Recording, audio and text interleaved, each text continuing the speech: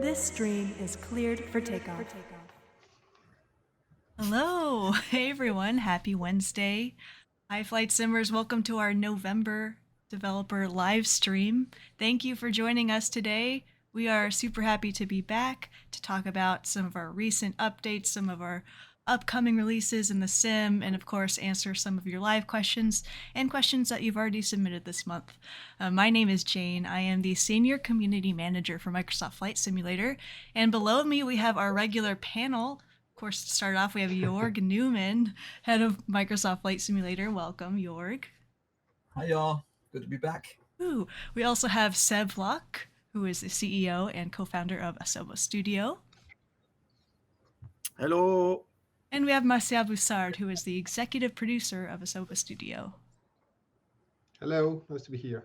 Thank you for joining us, the three of you. We got a packed evening with us and lots to share. And this is a reminder to the community that there are 3 different dev Q&A sections throughout the stream. So we'll make that obvious when it's time to ask questions. That's when you can pop in your live questions.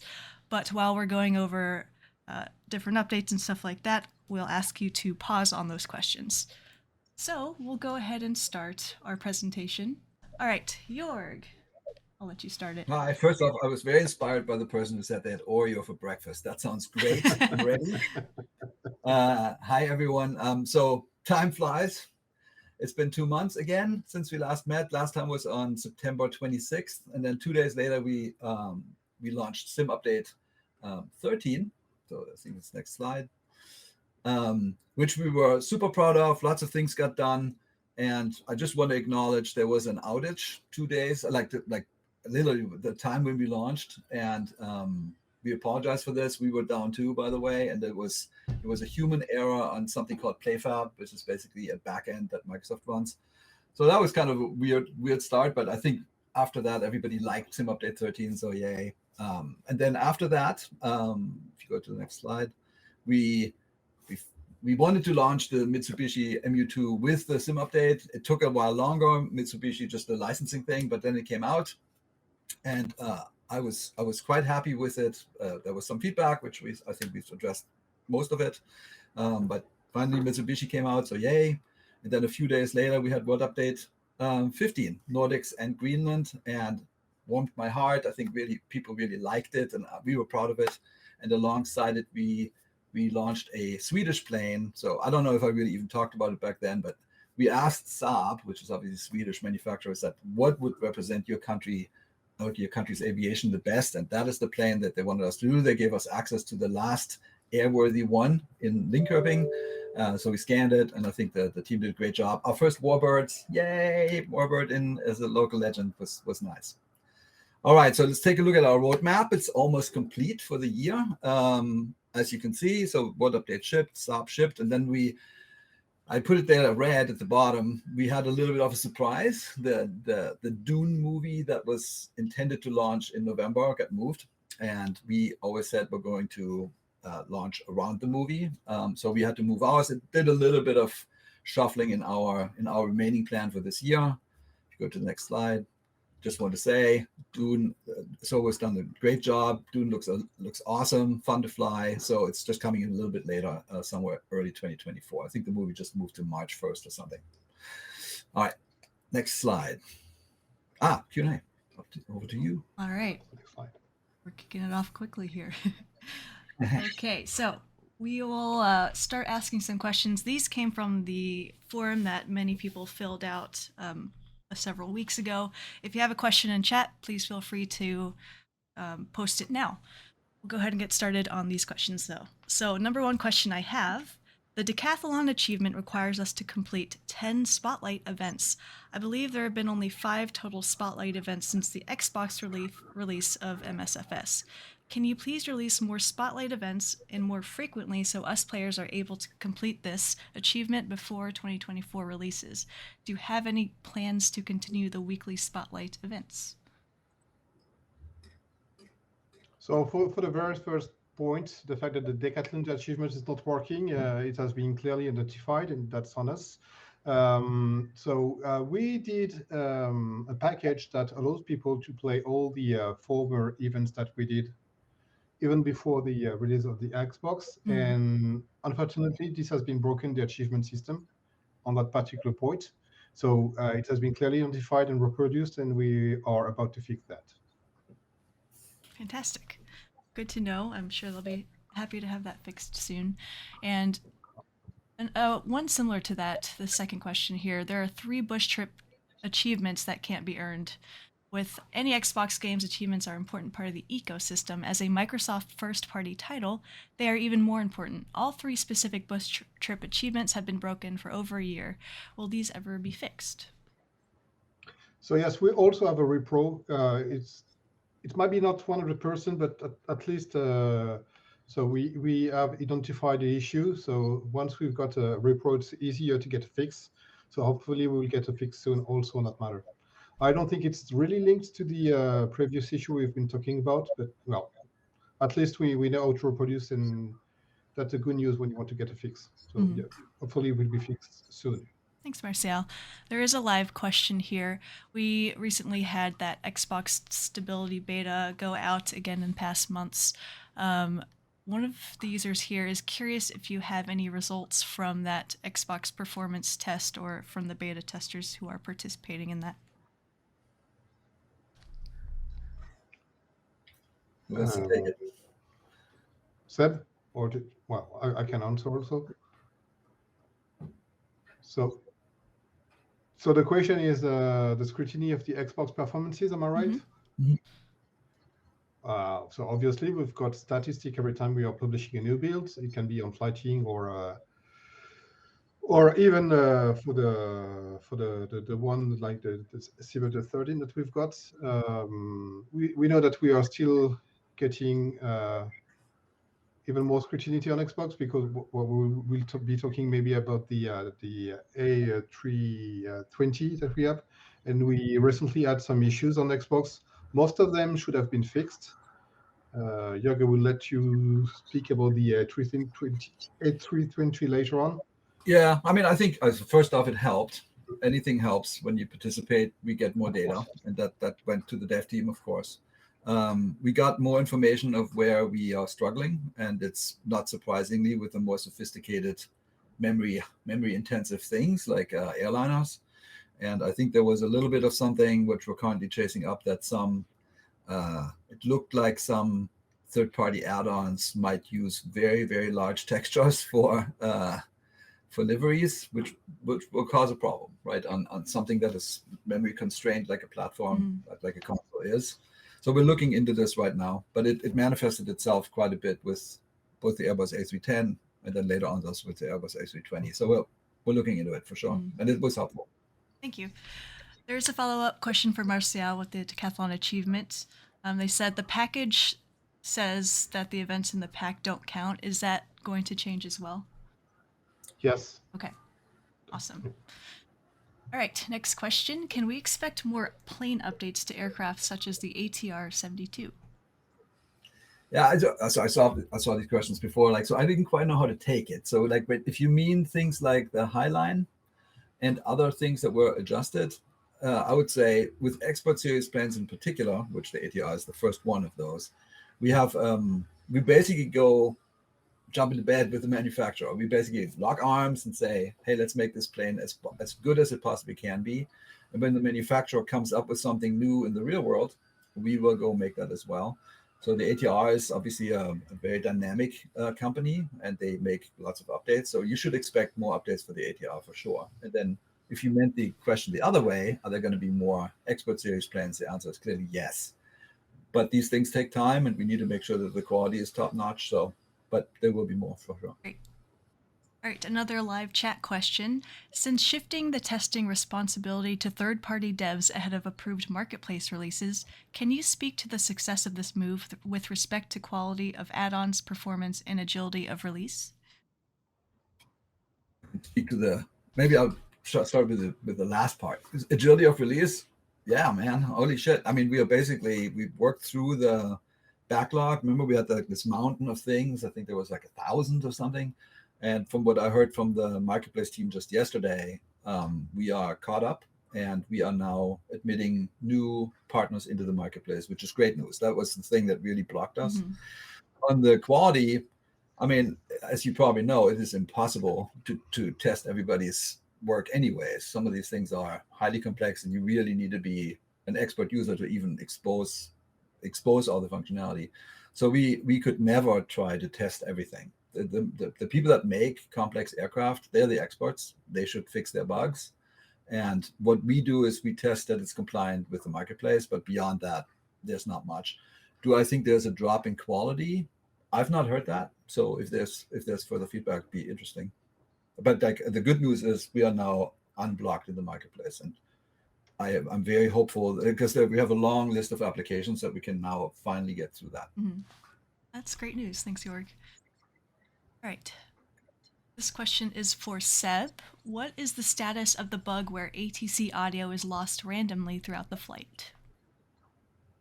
So I think a little bit later I will go over ATC changes in the latest sim update. But I think we explained that earlier also. We started an effort on improving the ATC. There was some bug fixes, I think 3 or 4 in sim update 13. We will continue that effort, and this bug has been brought to our attention, so we put it on the top of the list because there's quite a few bugs there, and we will look at into this one particularly, hoping to fix it in the next sim update. I would say it will depend on the cause, right? If it's a program error we made somewhere, we can just not have the voices run out, then we can fix that. If it's something like the voice engine that for some reason stops working after a certain amount of voices, then it's going to be more complex. We can maybe restart that engine or try to get a fix, but it will depend. But we will look into this first priority. So expect a fix in the next sim update, hopefully. Cool. Thanks, Seb. Jayne, do you mind if we go back? Sure. Because I'm looking at the chat and somebody says I didn't answer the question. There was no intent. So if the question about the ATR was, we continue to fix bugs on the ATR, that's exactly what Hans is currently working on with his team. What we do, so the process is this: you write something in the forums. There is a team that scans the forums, writes down all these bugs, produces essentially a database of these bugs that we then send to the developers. And Hans is currently going through, last I saw, he was like on line item 50 or something, where he reproduces everything that was ever reported. And if it's a bug, he's trying his best to go fix everything. And when is the next ATR update? I think we're currently tentatively saying that there's going to be something in January, but I know he's busy working on it. Hopefully that answers the question. If not, just write something in the chat. Yeah. Thanks, Jorg. All right. On the subject of aircraft, can you talk to us about AnyBuild's A320? Yeah, the A320. I mean, I think it's a huge effort. You saw that we put a version of it out in the beta just recently.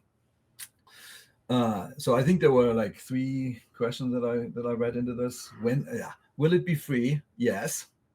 When will it be released?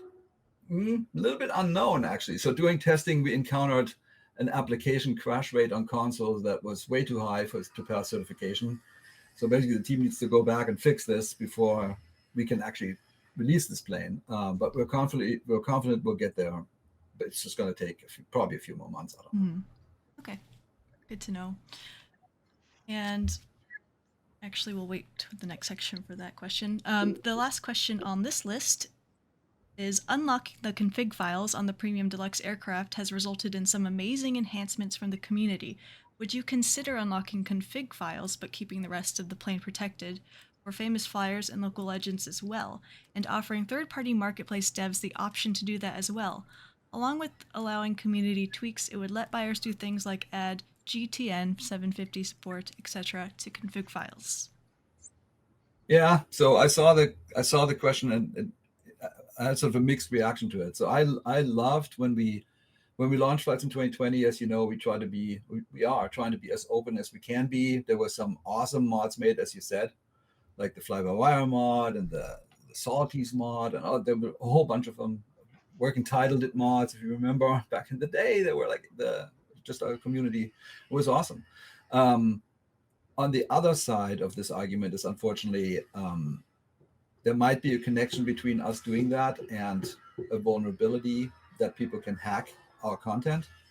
And I can tell you that every single day I get an email, sometimes many, by third parties that say, this hacking stuff is killing me. And so we're looking at this. We have a lot of information. I don't want to say too much here, but we have a lot of information about hack content and who's using it and those types of things. But it affects this, right? And it makes me sad, right? Because I want to be an open platform. So let me get back to you on this. This is a more complex issue than just the question that you asked. Yep. All right. Thank you for answering those questions. We will have 2 more Q&A sessions soon, but let's jump into talking about Sim Update 14 coming up.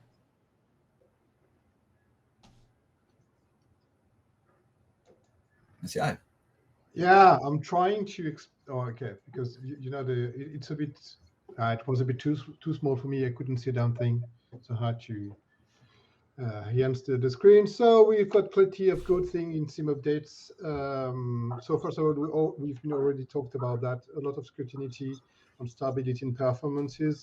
Seb was part of the team that worked on that. So we've got good improvements. Still some issues on Xbox, but we're still working on that. Snow coverage, yes, thanks to the community, we've seen that in some part of the world, the snow coverage was a bit exaggerated. As better, it was a factor of 10. This has been fixed. Not everywhere on the planet, but it should be way much better now. Atmospheric light improvement, I do think that we've got some slides later on to show what are the differences that we brought. Multiplayer issues, there's plenty of small things that we've done here, but also a patch on the server side, because on the way the player was split in the planet, we had an issue, and sometimes you could be removed from the system. That's why people were encountering some weird experience where you'd be cut from the people you were flying with. That should have been fixed or improved. But if you do encounter still some issues there, please give us some feedback, because it's very hard to, as always, I'm always saying that it's better when you've got some reproduction to fix bugs. Here it was a bit complicated to make sure that everything was fixed. So please just give us some feedback about the series. Well, our good friends at Working Title did some great job to improve the plane. Aircraft, plenty of fixes there by our partners too. And to stop with, to end with the live weather, that was not always matching. Same as for the multiplayer. 2 things, we did plenty of little changes on the client side to improve the live weather, and a big change on the server, because we've noticed that sometimes the server was not getting the right synchronism with the provider, the weather provider that we've got. So this has been fixed, and you should not get some obsolete data starting from now with this update. Great. And with Sim Update 14, of course, one of those updates, I'll to the screen here. Seb, I'm sure you'd want to go over this. One of the community questions was, can you take us on the journey from the moment the new sky color thread started to the moment we got it in the Sim Update 14 beta? Yeah. So a lot of things happened at the same time. So our team here completely reworked the atmospheric simulation, I would say, for Flight Simulator 2024, and among the improvements are the horizon line, which is fixed, and it improves the way the scattering works. And at the same time, there was this thread where people found, hey, there's the values of the ozone are not perfectly matched, and so what we did is actually, so the new engine works differently. So it's not something where we can exactly match the values, but what we did is we implemented them back into 2020. And what we found is that then in when we reviewed and tested the build a little bit, we found that the scenery being already a little bit greenish before the change, that got worse, right? The scene was with that fix for the ozone layer, the world was exaggeratedly green. And so we went back and checked, and again in the reworked atmospheric scattering, we have a different sun color, which is more accurate, and we moved that back also into 2020. And so here you can see this is it's the daytime, so you see much more the effect of the sun color. So old and new, you will, I mean, maybe you can switch forward back a little bit. You will see that it's not as green. I mean, when you stare at one image, you sort of don't see it, but when you switch, you see, oh yeah, okay. The old one was really greenish, bluish, unrealistic, and the new one is actually realistic colors. And if you continue, you can see the effect of the ozone layer, which is really visible in the evening. So here the old is very pink, as it's been for years in 2020, and the new one is much more realistic with still some pink, but a lot more blue and realistic colors. I've seen a lot of people so I've continued to read and we've continued to analyze what people say after this was out in beta, and people were trying to find the values in the data of the executable to and they were surprised that they didn't find the exact same values, and that's normal because they are not I think it's about what we try to do is to have the same effect. So I think the result should be the same than with the values that you were putting, but because of the way we did the system, it's just it's as if it was scaled completely differently. So that's why you can't find exactly the same value, but the effect should be the same. It's not like we changed, made it more red, more blue or something. It's the same result, even though the value is not the same. Voilà. But I would say thank you for the thread. Yeah. It was an inspiration. So hey, this is us working together. I think it's great. Yeah.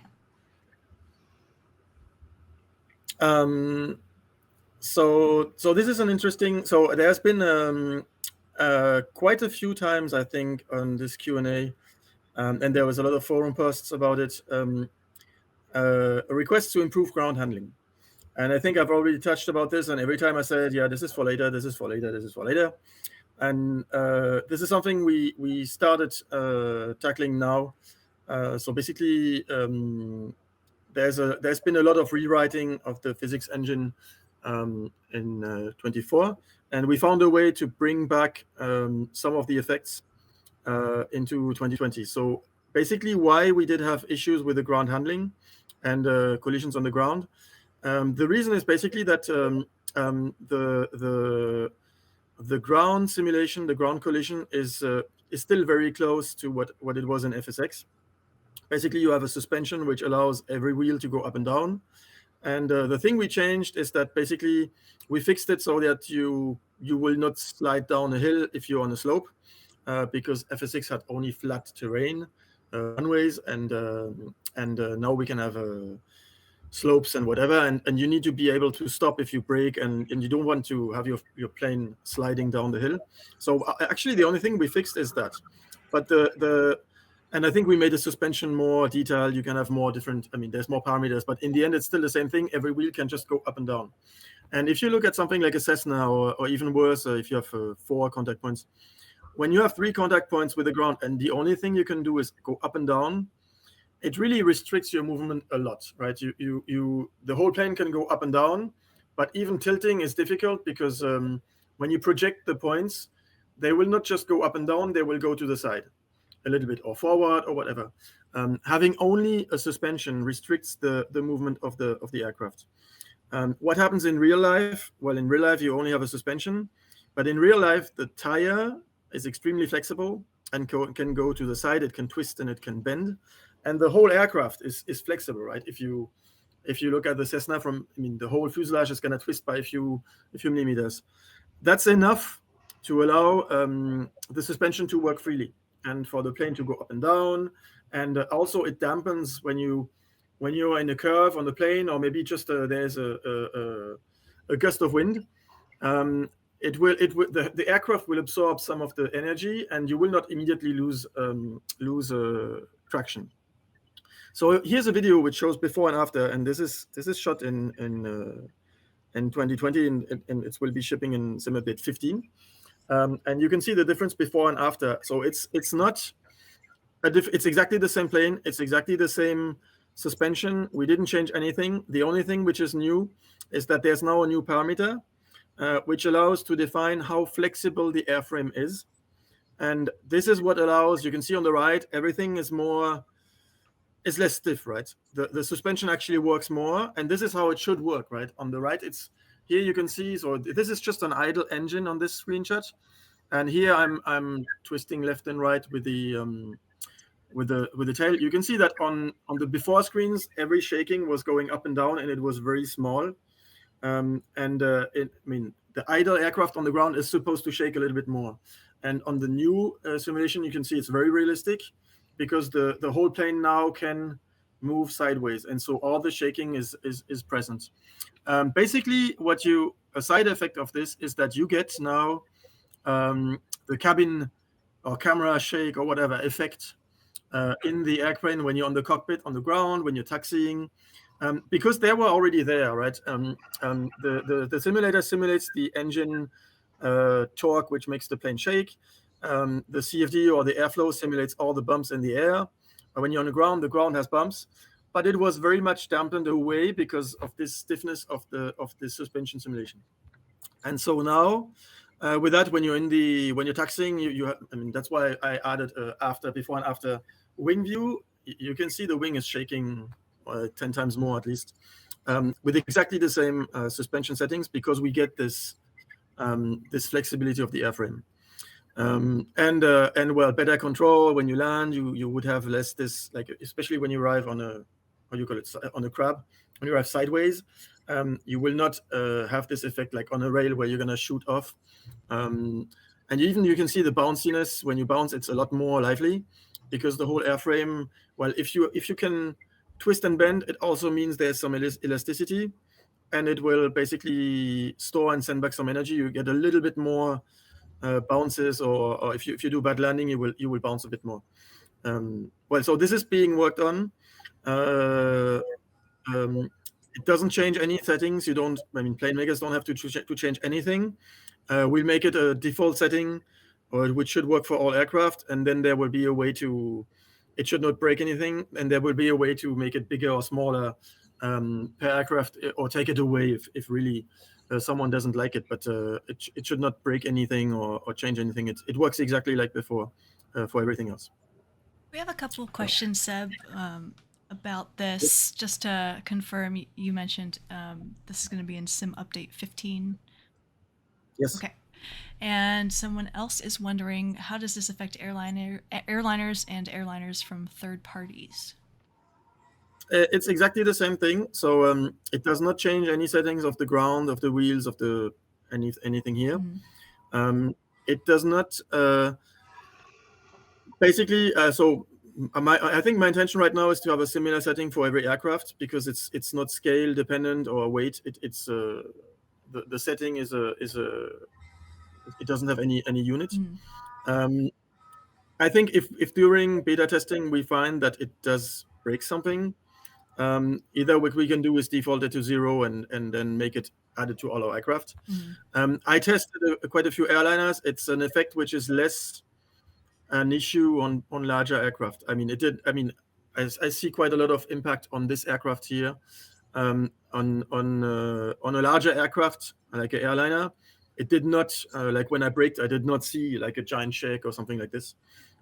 Because on the larger aircraft, there was not so much. The suspension was already allowed to work a lot more. But we will test this. Mm-hmm. I think very probably a default setting, which is going to be like the default elasticity of a metal, is going to be enough. And maybe for some aircraft, we need more.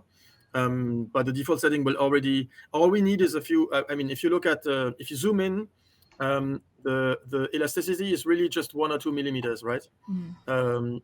And it's almost not visible, but that's enough to make the suspension actually work freely in all dimensions. Yeah.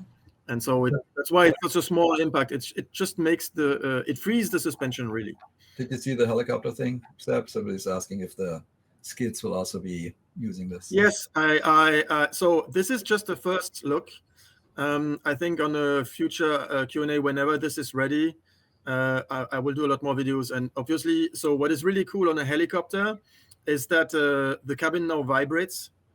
And for example, if you go full, it's not the rudder, but if you push the foot full on one side, you actually feel the whole airframe twisting because the tail wants to go on one side. I also when you're barely when you have like almost enough lift to take off, you get a lot more like sort of wiggle on the when you're on the ground and not hovering, it doesn't change that much. You have just the vibration of the cabin, which is now there. But if you're almost lifting off, it's a lot richer than before. Like before, the skid would just either slide or not, and now it can sometimes sort of like like almost like a real surface, but when it skids and it just it touches sometimes, so it vibrates basically more. But yeah, people here who have done a lot of flight testing on the Cabri say that it's a lot more realistic to have this cabin vibration. And again, this is for SU-15, because somebody's asking. Listen, we're doing a little preview here. SU-14 is obviously coming to an end for shipping in a few days. And maybe one more question about this before we go to the next one. It was, will this affect how my landings feel? Taxiing? Yes. So it really depends on. I think if you were perfectly landing and there was basically what it does is that when the wheel is very strongly constrained, previously it was instantly propagating the whole constraint over the entire airframe, because the airframe basically was a rigid body, and when the wheel does something, instantly the entire body moves. But in real life, that's not what happens. When the wheel moves, when the left wheel moves, before the right wingtip moves, there's gonna be a very small delay. It's gonna propagate through the body, which is not really rigid, and this small delay works like it has a little it stores energy, and then the wave is gonna bounce back, and then it's gonna return the energy. So this is what happens, and we made it extremely small because all we needed was a few millimeters to free the suspension. People can tune it up if they want on the aircraft. What it does is that when the wheel was hitting hard, before you would instantly skid and sometimes lose control, or it was a bit weird. Sometimes on taking off, it would take the crosswind weirdly. It makes it better because now there is this slight delay of propagation, and it will dampen up when there was just a spike, for example. So overall, but it has the other effect, which is there's a little bit of storing of energy. So the elasticity may also sometimes make you have more rebound than before. So that's what you can see on the right here. It's a little bit more shaky. That's how it should be, because the suspension of the aircraft has quite a little bit of shake, right? It's just a metal suspension, and you can see on the current version what is out there, the suspension doesn't really work, right? It's like, and it can't give back the energy.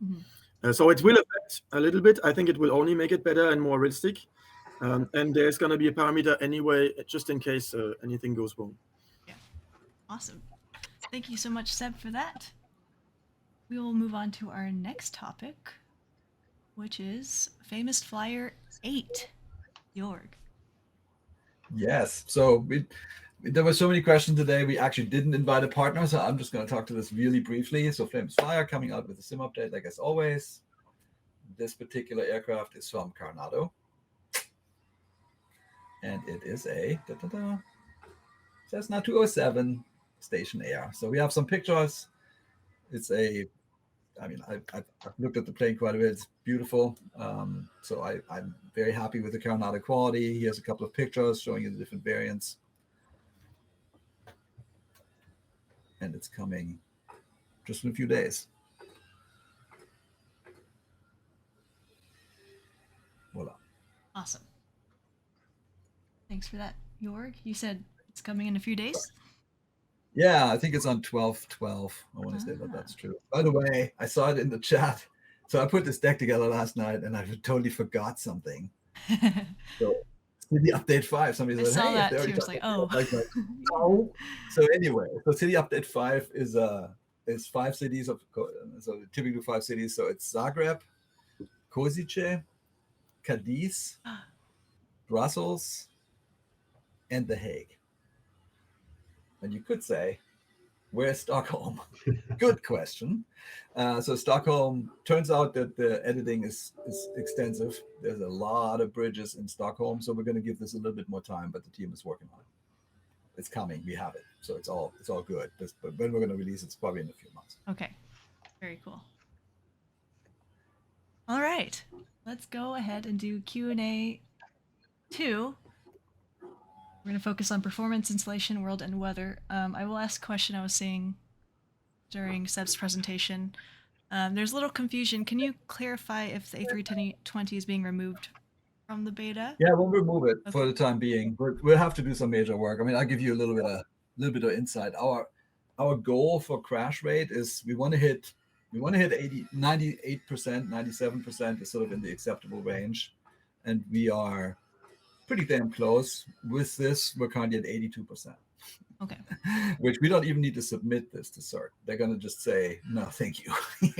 So we have to do more work. And so I mean the SU-14 flighting ends anyways, right? So we're going to do it again in SU-15. Yeah. Take another shot at it. Yeah. Sweet. All right. Anyone who has questions in chat, please feel free to ask. I will start with some of our. Wait. Somebody's saying there's no Oslo update. Oslo was in the World Update Nordics in Greenland. I'm very proud of it, by the way. It took a while to get to it, so just saying. Okay. All right. Our first question is for Seb. So, this is actually from Martial, I believe. Okay. Content manager download speeds often fluctuate from less than 1 to 150 and back, repeating the cycle over and over, leading to long installation times.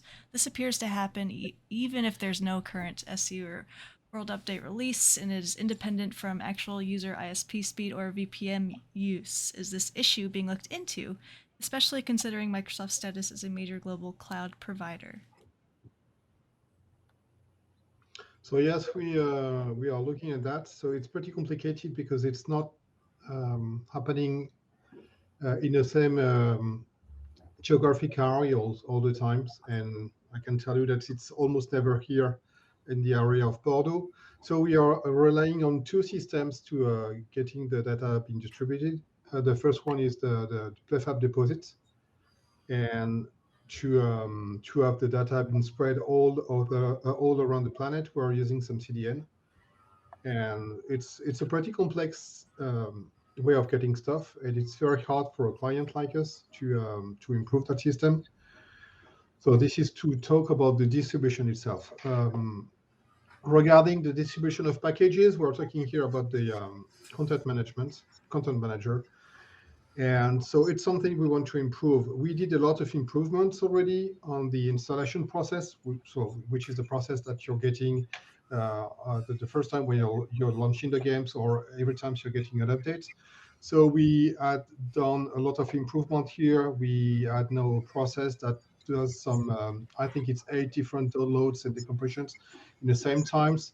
So I think that we've optimized the download by a factor of 5. And this couldn't be done for the content manager. This is because of the architecture that we've got. It's pretty hard for us to download some packages, to do the compressions, and to mount and to do the installation of the package while we are doing something else. So it's something we want to improve. So the good news is that this architecture of getting all the system for the distribution of the packages has been completely rewritten for Flight Sim 2024.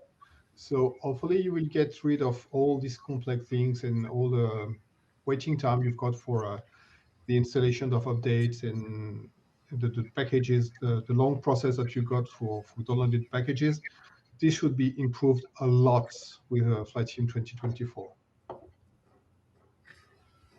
Fantastic. Thank you, Marcel. Sounds complicated, but that is some good news. Nothing is complicated in flight. Yes, that's good news for down the road. All right, next question. Will you add the option to uninstall star airports from the content manager on Xbox? Currently on Xbox, there's no way to uninstall star airports, so if you buy the same airport off of the marketplace, it will render them both at the same time, doubling up on the ground lines and two sets of buildings clipping into each other. So yes, that's on me too.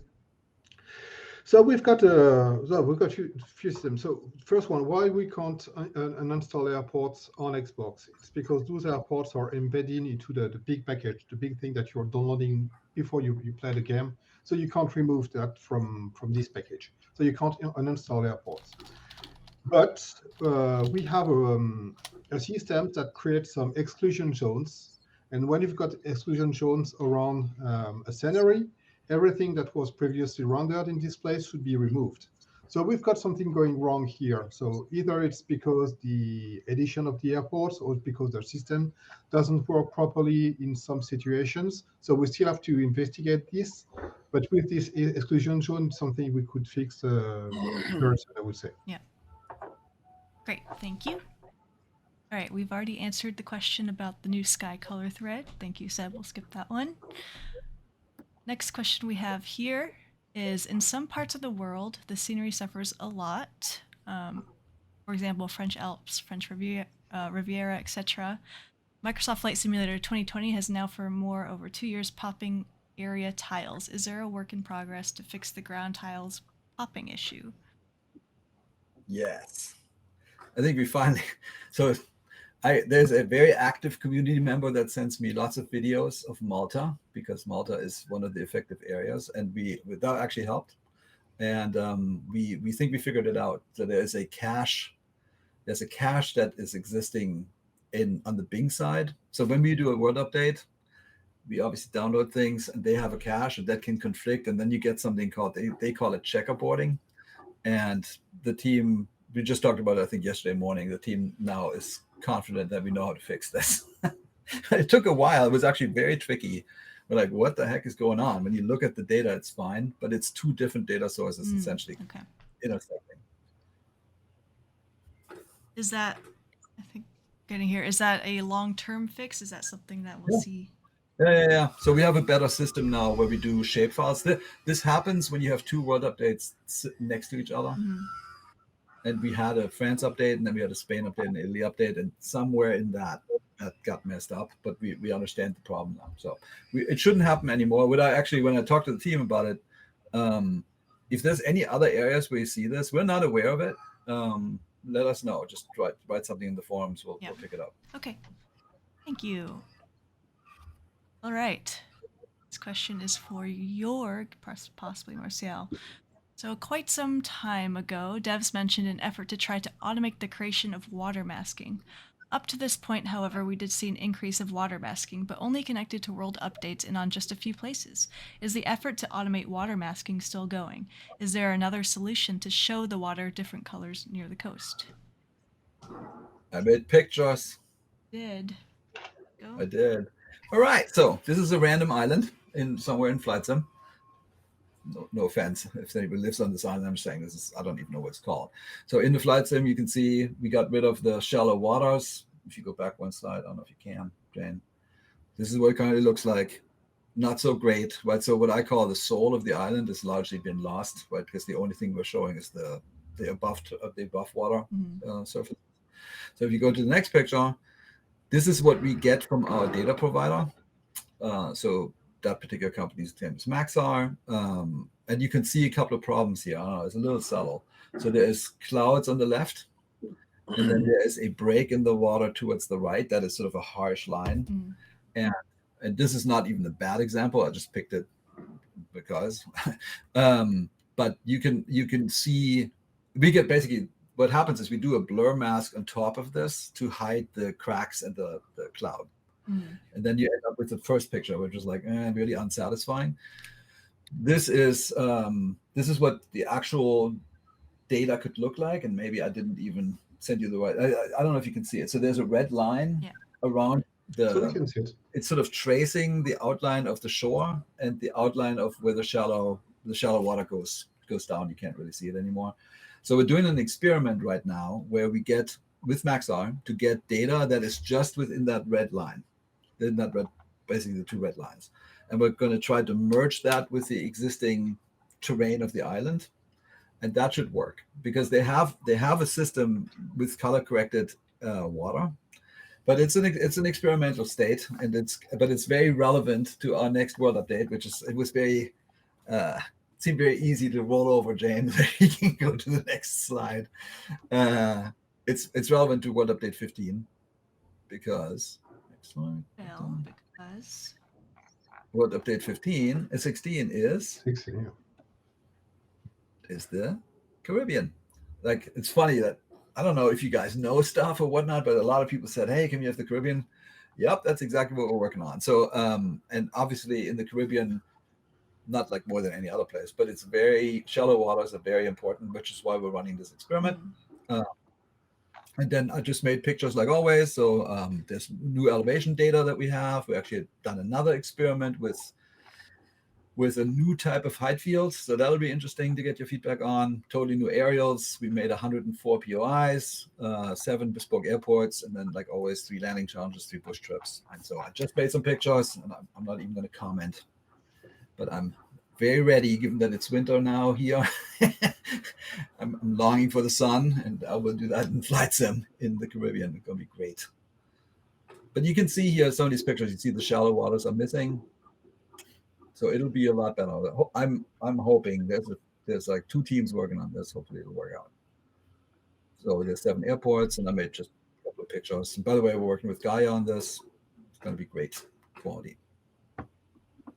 Keep going. Okay. Everybody ready for the sun? Yes, I am. of course. I always am. I know.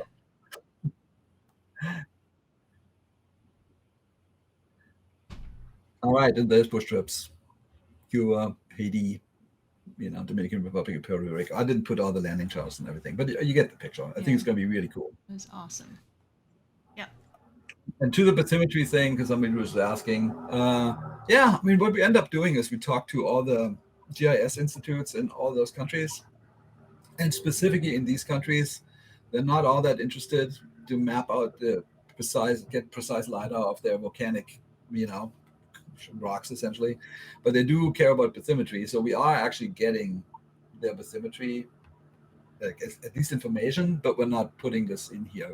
We currently have no system that would use it, but longer term is something we're certainly interested in. Okay, we are on to our next Q&A. There are a couple more questions from the last one I didn't ask yet, so I'm going to throw those in as well. Okay, so this one's for Jorg. Can you talk to us about historical weather? There's a long thread in the forums that has covered the requirements for us users in great detail, and we have asked for at minimum is a 12 to 24 hour offset. Anything more is a bonus, really. I actually would say this is a shared answer, and maybe the specific question that is asked here might be better for Martial. All right. At 12, it's sort of like a 12, 24 hour offset. 12 to 24 hour offset of weather. Yeah, so with the current system that we've got a weather structure, and that has been prepared to collect and distribute the weather from our partners, and so it has some specifications, and it might be also complicated to take whatever kind of data and to ingest that into our systems to have a proper weather and comprehensive. So is that what you wanted me to say, Jan? Yeah, I think so. I mean, I think there's what you just said, which is sort of like a few hours back, and I think there's a design effort around that. But then there's also it's probably not what you're really on about, but like so the Microsoft has a relationship with a company called Vestas. Oh, this one, yeah. So they have something called the Vestas Climate Database, and we looked at this actually a fair bit. And the issue is that they don't have worldwide weather. doesn't really, it's kind of what Marcel just said, it doesn't really fit into our system. So I don't think this is going to come soon, unfortunately. It's something, look, Flight Sim is going to continue to evolve for many years. Like, so I'm not saying we're never going to do this. But this is not easy, and it's not the longer term. Like, maybe I'll go even further. Like, when we make, back in the day, we tried to make historical missions, right? Like, famous flights that ran into icing or something, and we couldn't really do that. And sometimes we said, well, wouldn't it be nice to have historical weather? It's really hard. So I think it's just, be patient. We'll figure it out at some point, but not soon. Cool. Thank you. All right, another weather-related question. The real weather-related issues have been discussed extensively. However, we still don't get any turbulence in real weather-generated clouds. The real weather-generated clouds typically lack density, and so we also don't see any fading effect on the wings when going through them. Is this going to be fixed in 2020 or 2024? Clouds and their effects are essential for a flight simulator. We used to have cloud turbulence before SU5 and, in general, better cloud texture scenery. What happened? That one's for Seb. Hello. So I just tried today, so I wouldn't say everything here is true. I think one thing is true, that maybe the clouds typically lack density. I mean, so what I did is I just today opened the world map, live weather, picked a place where there was I would say bad weather. I think I picked Spain. There was big clouds, dense, and I turned on the in the weather, you can see the drafts and everything. So it was pretty heavily turbulent, but I would say yes. I think the clouds in real weather don't go in terms of density as far as what you can get in the presets, where you can really push it to extremely dense. So that's something we're going to look into if we are correctly using the live weather data in terms of cloud density. If we can push it a little bit further, and maybe also on the meta side. So that's something definitely we're going to look into. And on the other hand, in terms of turbulence, so the turbulence engine doesn't make any difference whether it's live weather or preset, right? It doesn't care. And so there's no difference. However, I would like to remind people that in order to get turbulence, it's much better to go in the afternoon and in the summer. Right now, it's great for flying if you get seasick easily, because there is not a lot of turbulence, especially in northern hemisphere. If you go in the southern hemisphere, it's going to be the opposite. But in order to find turbulence, you also need to have a hot ground. You need to have some updrafts or at least a lot of wind. So what I tried when I got to Spain, there was I think, I mean, on the world map, it was all white, so I think it's over 20 knots of wind. But either a lot of wind or a lot of drafts. But yeah, we will look into it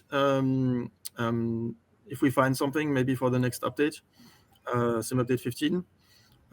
Definitely, even in the worst place, I did not find the clouds particularly dense. That's completely true. And I know we can go a lot further in what the technology can take. So we will look into that part. Cool. Thanks, Seb. All right. Next question. Before 2024 is released, is there a plan for a 2020 update with focus on cleaning up / polishing to eliminate the regressions that took place over the past year before moving on to new features? Yes. So there's a sim update planned right before we launch Flight Sim 2024. I'm not sure it's just about regression. It's just to make sure that there's some harmony. I don't know. Martial, do you want to say anything about this? No, well, we are trying to improve the flight sim as much as we can. I do think that during the last 3 years, we brought a lot of new features and new improvements. So sometimes people are complaining about behavior that was not exactly the same in the past. So we are looking on every single post on the forums to understand what people want, and we're trying to do some, I don't know, arbitrage to think what would be the better move for flight sim. So this is an ongoing process. We are not planned to stop yet. as Jorg said, it's a long trip. It lasts a long time again. So yeah, we are trying to improve the sim as much as we can. Yep. And So I would say, is there a plan? Yes, Mm. that's about what we are doing in every update, right? There's a large list of fixes. Also, there's not just new features and whether it's crash fixes or bug fixes. So I would say yes, that's what we're doing now. I would say every day people find new issues, right? So is the list shrinking? I don't know, but we're definitely fixing a lot of stuff. I mean, I can tell you, like, just to go into this, we have a process. Every Monday morning, we meet as a team. We sit with the community team. We sit there. We go through all the things that were mentioned in the community that week, and then we also go through the backlog of open community topics, and then we prioritize the work based on what we can and what is even feasible in time. So that, when I always said, and it's totally true, when you said we hear you and we look at all your feedback, we absolutely are. I mean, it's a hour-long meeting. Sometimes it's longer, and we actually, to your point, Seb, is it getting shorter? We're getting to the list now, so the amount of feedback is much less than it used to be, and I think we fixed a bunch of stuff. So it doesn't mean like I want to acknowledge what somebody said about the VR thing. That's true. The bush trips, yep, we're aware of it. We need to go fix these things. There's no denying that there was lots of things that are worthy of our attention. It's just like, where do you put your attention? So we're fixing them as fast as we can. Thank you. Next question here for Jorg. This user says, hi, about a month ago, the marketplace prices in Turkey and I think Argentina got raised by huge amounts compared to what they were before. It deeply affected what we in Turkey can afford now, as we have significantly lower wages than those in other countries. Is it possible for you to lower them again, but implement a way so that people not living in Turkey can't access these prices? It's so hard to afford products, so it would be very appreciative to restore them to what they were before. Yeah, I mean, first off, I'm aware of the issue. It was Turkey and Argentina, actually. And I say it in York terms, inflation sucks. I mean, there's no question about it, right? I think I read somewhere Turkey's inflation was like 60% or 80%, some incredible amount. And that is obviously heavily affecting the purchasing power. What unfortunately happens is that people go change their locale or like whatever they do it. I don't know how to do it, but like people have figured this out and basically act like they're in Turkey and buy it for cheaper. We know that some people are reselling that, which is also really bad. So I don't think we can fix this, unfortunately. And I even think Steam just did an update on prices in those territories just because they see the same thing. And it, I don't know what else to say. Like I remember days where the number one, when you look at like where people buy a new version of Microsoft Flight Simulator, Turkey was like number one or number two after the United States. They're like, yeah, something isn't exactly right. I mean, it's a country of 100 million people, so it's not like Turkey is not huge, but it wasn't right. So we had to fix it. Unfortunately, I don't think we can address this for you. Thank you for the explanation, Jorg. Next question we have is, would it be possible that when a major item from the feedback snapshot goes to not planned, that the team would provide a note in the corresponding dev update explaining the basis of the decision? We've had several developer streams where the community has had to ask for clarification and why some items have gone to not planned, and it would be helpful to simply have the explanation come automatically. It would also help build trust with the community to show that the team has put thought into these bugs and wishes. Thank you. Yeah, so I think that's fair, and I'll go do that. I mean, so we don't take it lightly. I mean, I remember the one that it's what was the first one where I said not planned? I think it was I miss trains. I think that's the one. Yeah. I'm like, oh, I'd like trains too. It's not like I don't, but to the previous topic, we should probably focus on, the core features, make sure that the bugs get fixed, whatever exists, before we do, less necessary things than trains. So that's why we said we don't want to just say it's under investigation, right? Because that means something. When we say it's under investigation, that means people are actively looking into the topic, and then we turn it into either already fixed or started or whatever the other states are. But not planned is like nobody's really working on it. So are we working on trains right now? No. And are there a few other ones? I think there are a few other ones. It's not that many, but I'll take that on. Like I'll write in a reasoning. Cool. For sure. Thanks, Jorg. All right, next question. Are the devs aware of when multiple packages with CGL files, custom ground layer, from the same area, most airfields in the UK use a single CGL file, MSFS seems to randomly miss some of the packages. This results in the default Bing textures being displayed instead of custom texture. This breaks a lot of packages being sold in the marketplace. So yes, as a matter of fact, thanks to the feedback that we had, we were able to reproduce that. So we want to fix that. The fact that it's random does not help, but definitely the team is looking as we, not as I speak because it's a bit late here in France, but the team will work about that, and we are planning to bring a fix for Sim Update 15. Awesome. Thanks, Martial. Okay, last question here. A topic has been discussed on the forum for the past 9 months regarding the simulator's time running slower than real time on Xbox by approximately 14 to 18%. This problem manifests in real difficulty with planning accurate fuel consumption, visibly slow speeds, inability to fly together in multiplayer with PC users, and flights just taking too long compared to what they actually should. The problem appears to be worse with the more complex airliners/aircraft. So are we aware of this issue, and is there a fix coming? So we are aware, thanks to the community. So just to explain a little bit what's going on here. So in the sim, we've got two clocks. The very first one is used for the world, like let's say the weather system and everything that runs in the world. And we've got another one for the sim itself. And it's a bit asynchronous. For instance, the sim to be accurate needs to run a very high frequency, so it's around 100 Hz. So this helps us to get more precision. Maybe Sebastian will have some words about that, but it's also has got boundaries. So sometimes it's especially when you got a low frame rates, this delta time, this frequency is going to cut a bit, and because of these asynchronous systems between the world and the sim, sometimes you can get some very little discrepancies. So we thought it was very little discrepancies. It looks like that in the forums and even here, sometimes it's a little bit more bigger. So we've got to look on that, and basically during the last 2 days, the team was working on this to try to find exactly what's going on, what could help us to find exactly the why this discrepancy is a little bit bigger than planned initially.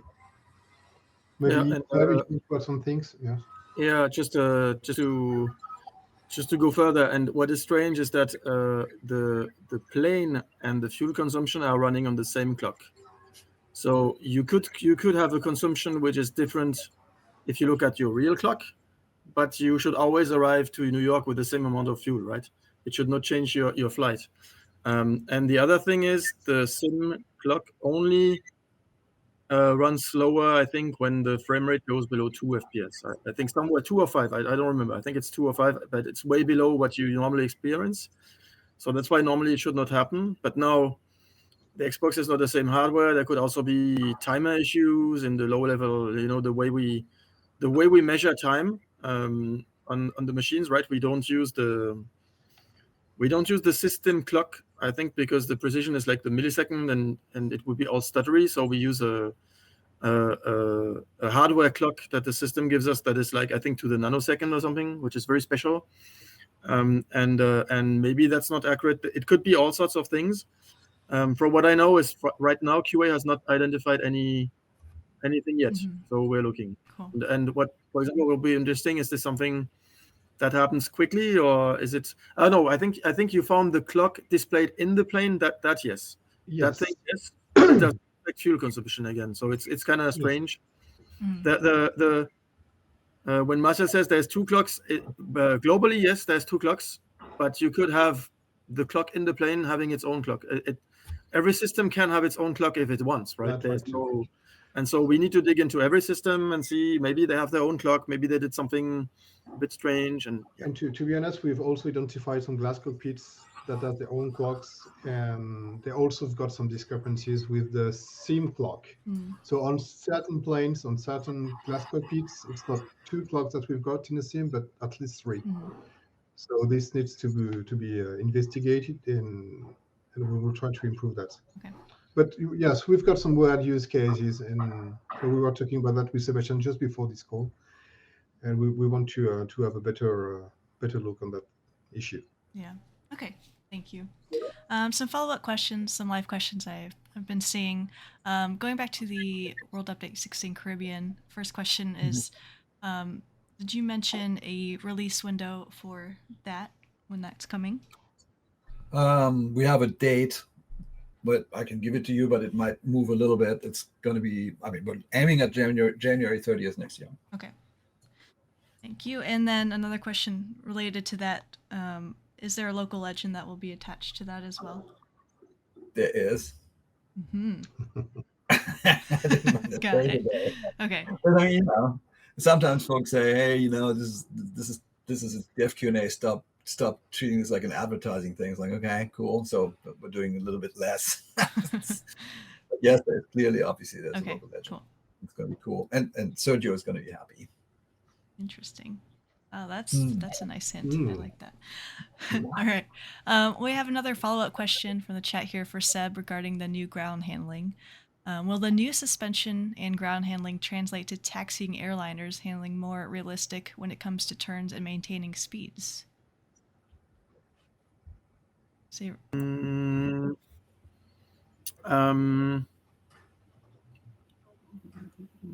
I would probably not. I mean, when airliners, so when you look at an airliner, if you what very often happens is that the front wheel is turning, and the setting, whether it's the setting in the way the plane is done, or whether the person just uses the pedal or whatever, the way they steer, basically when you oversteer, the front wheel is going to skid.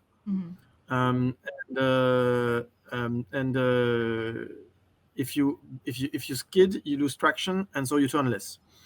On the real aircraft, I think you would hear it, you would feel it, and it would vibrate. I think what would help is the new system is probably create a little bit more vibration and shaking when that happens. So maybe that you realize.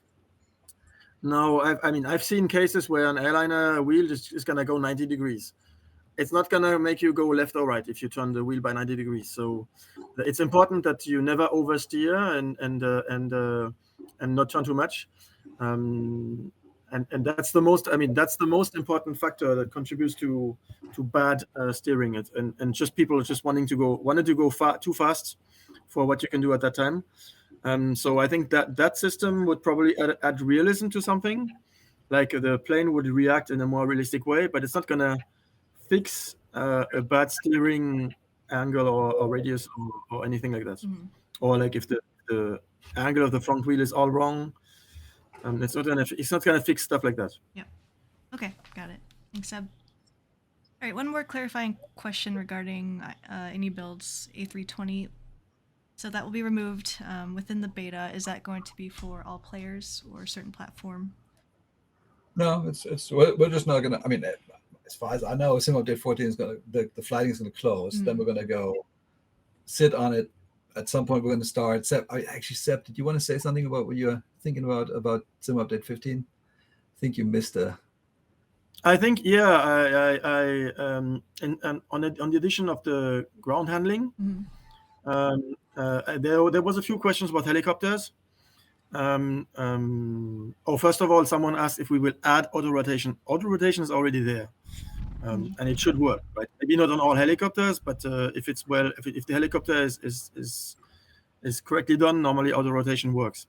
Now, what we're doing is we are adding multi-rotors, and so which will allow to have something like a Chinook, or so you like currently you can only have one top rotor, which is for lift, and the other one which is just for yaw, and you will be able to have two rotors, like whether they are like this or whether they are even one over the other, and you will be able to control independently the rotation direction of both.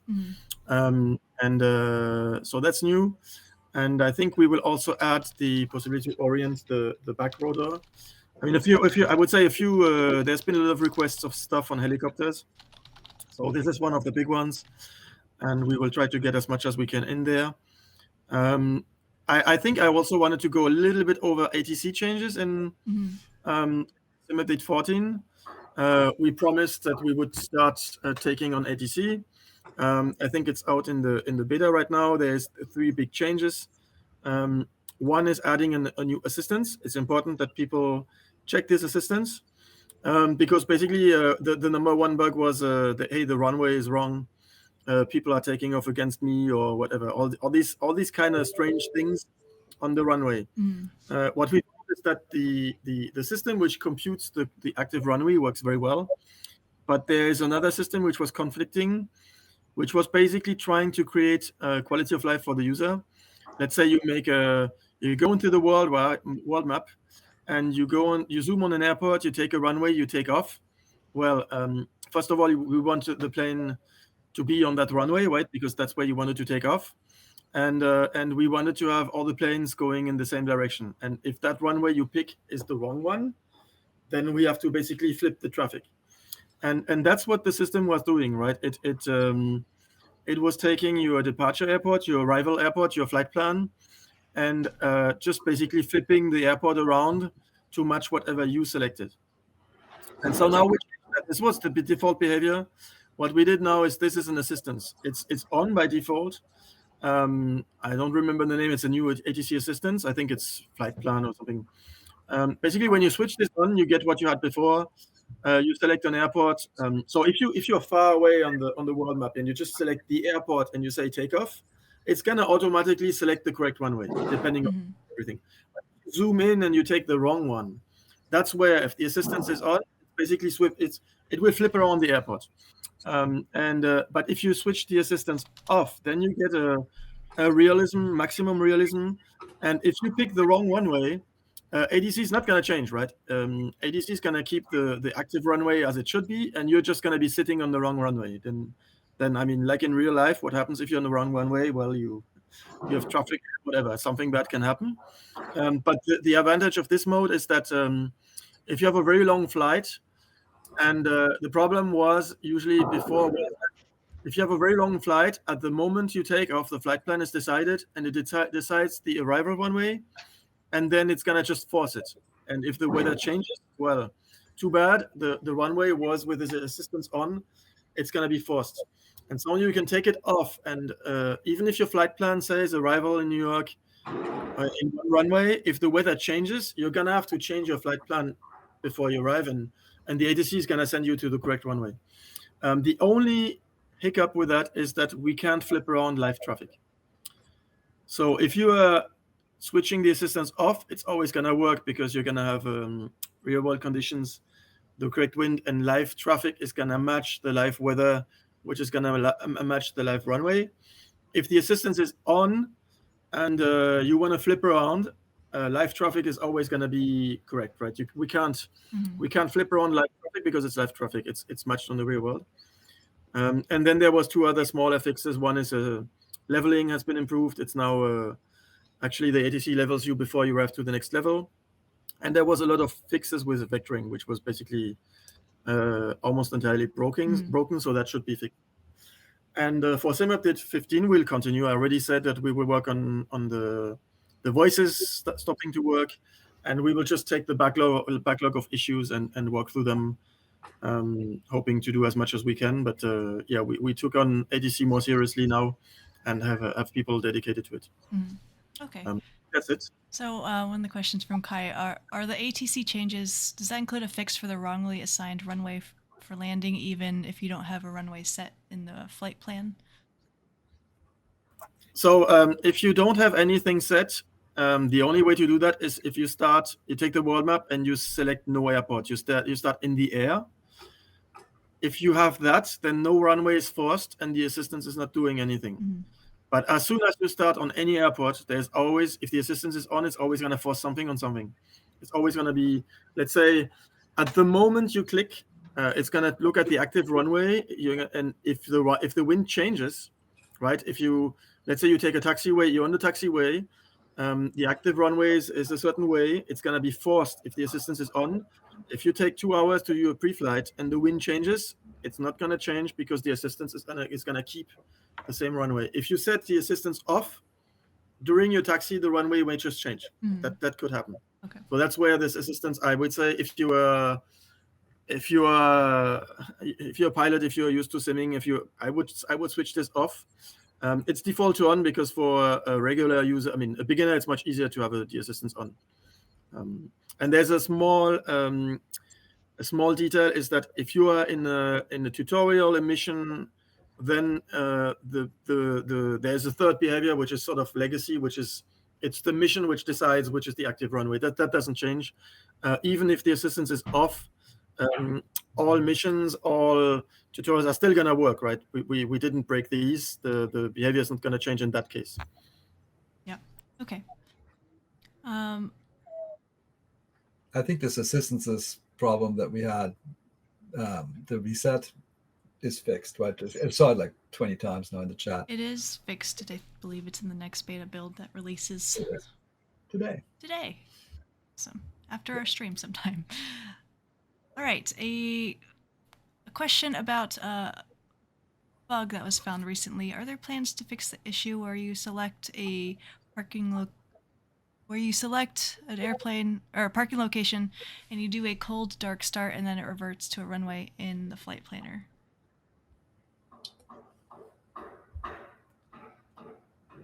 Does anyone have any information on that? I'm not aware of it. I don't exactly understand. Yes, but so when we fix the ATC bug with the assistance, a lot of the time, a lot of the reproduction cases we had is start on a taxiway, have an active runway, and then it did a lot of weird stuff. For example, one bug we fixed with this ATC assistance issue, in the previous build out there, you could have when you start, it was kind of funny. I tried it in Biarritz, I picked the wrong runway as a departure with the assistance on, and it was always on in the previous build, right? Just the standard behavior. And there's this taxi cinematic where you come to the stop point, and then if you click fly, you spawn on the runway.